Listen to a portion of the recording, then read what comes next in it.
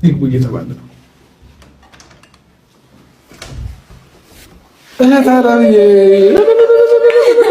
እንኳን ደስ አለሽ፣ እንኳን ደስ አለሽ የኔ ውድ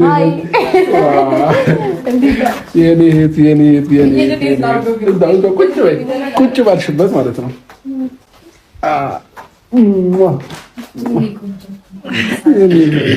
እንኳን ደስ አለሽ፣ እንኳን ደስ አለሽ፣ እንኳን ደስ አለሽ።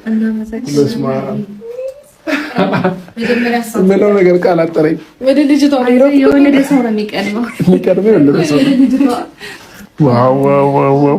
እንዴት ነሽ የኔ ቆንጆ የኔ እናት? እያጠባሻት ነው? ደህና ነሽ? እንዴት ነሽ? አለሽ? ፎግራችሁን ቶሎ በቃ እንትን አላችኋ። እንደዚህ ለኛ የኔ እናት ወንድምቴ ሃይላንድ ነው የምታክለው አንቺ። የምር ስታምር በቃ እህቴ ጎበዘሻል። አንቺን ነው በቃ የምትመስለው። ትስቃለች። አሁን ማማ ስቃታለ በሂደት ማማ ማነው ስሙ? ስሙን አላወጣንላት ለካ።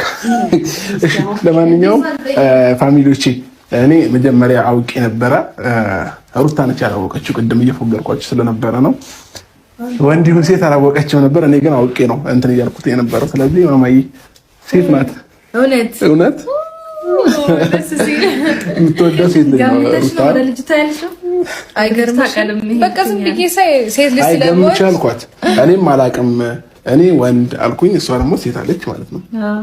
አውቄ ነው ያልኳት። ግን ያው ሴት ስለምወድ ዝም ብዬ ሴት አስቀድማ ነግራኝ ነበረ። አልትራሳውንድ ቼክ አፕ የተደረገች ጊዜ ሄደና ለምን አትናገርም ነበር? አውቄ ነው